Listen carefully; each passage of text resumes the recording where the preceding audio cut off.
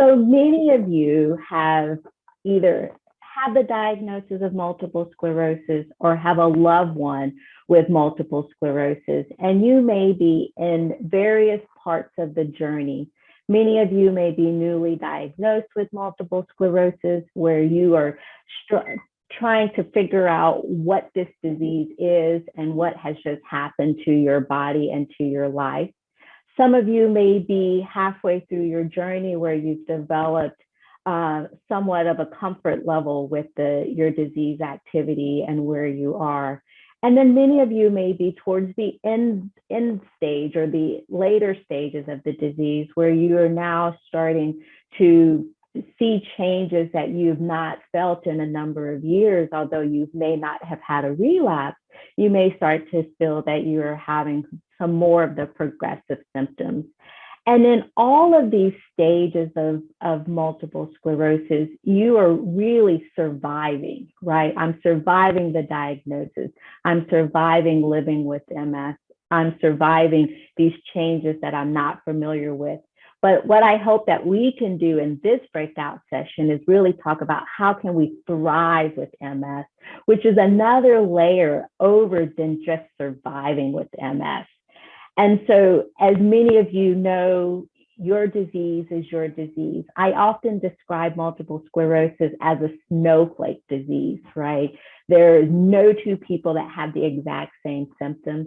The journey may be different for many of you. And so we have to figure out how can we individually survive and thrive with MS.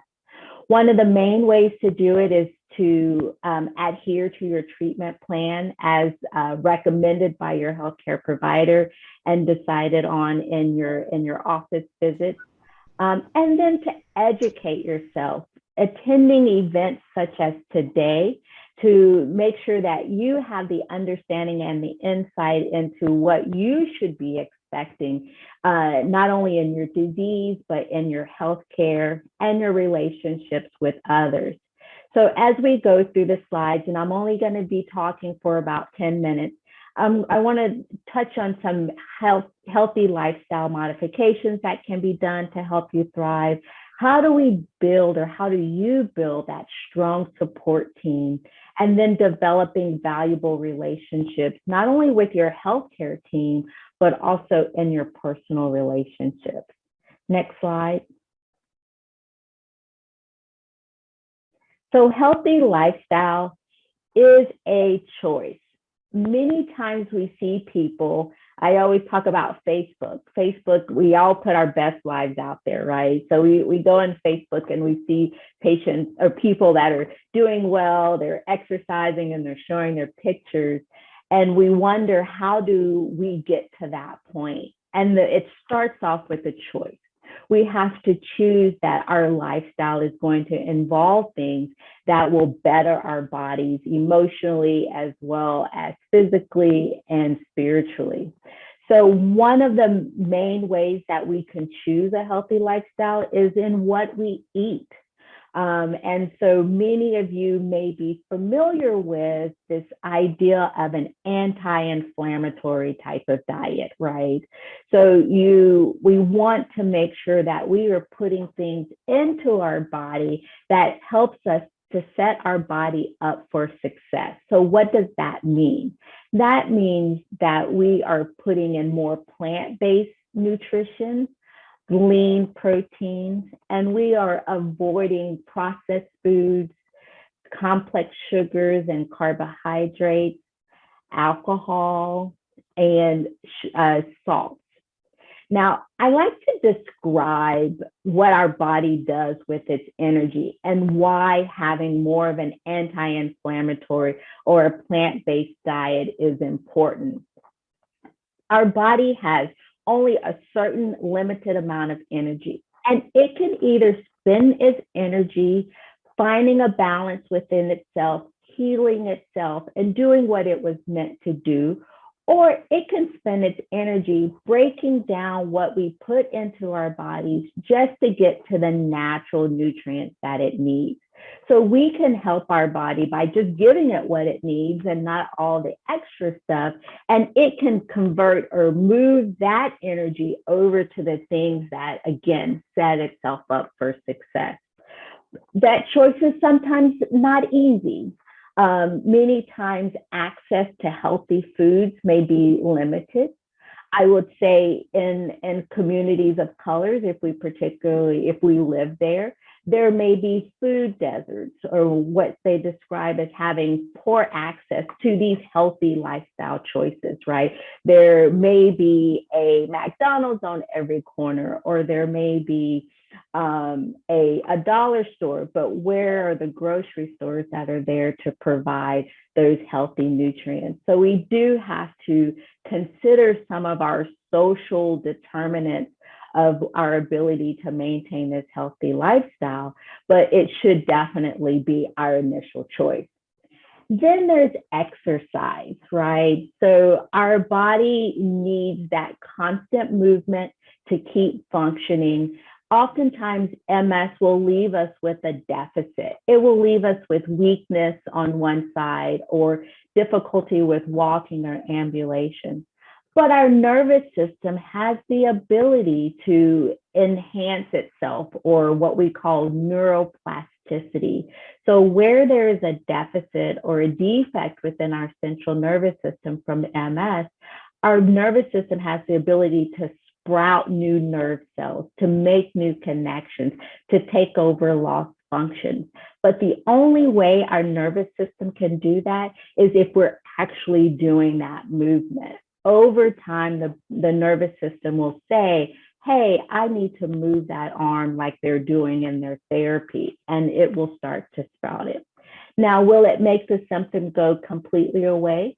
Possibly not. But what it can do is improve your function and your ability to do the things you need to do despite the deficit.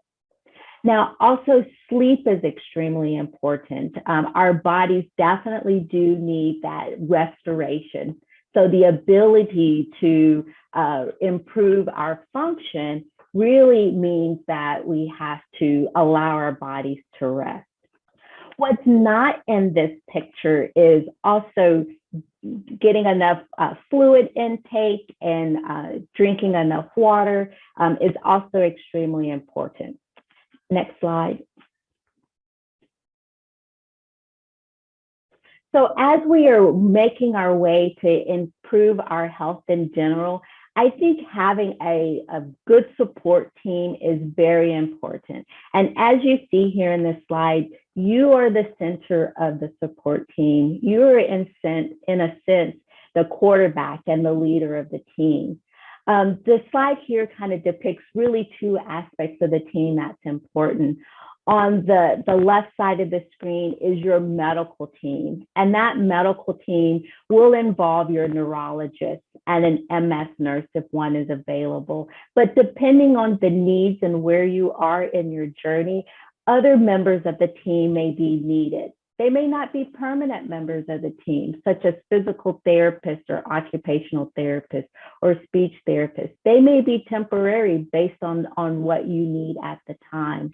But others, again, may be more permanent. Primary care providers is extremely important because comorbid conditions have an impact on how your disease activity happens or occurs, particularly if you have high blood pressure or high cholesterol or other vascular risk factors. Those also need to be managed so that your MS does well. And then nutritionists and psychologists are extremely important. Next slide. So how do you engage in the healthcare community, and how do you advocate for yourself? Some of the key takeaways I hope that you will get from this breakout session is to be informed, to know what the expectations are and the desires that you have for your healthcare.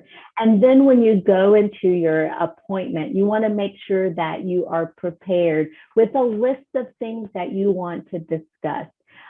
Be able to communicate your concerns with your healthcare provider, especially if you are experiencing things that are new.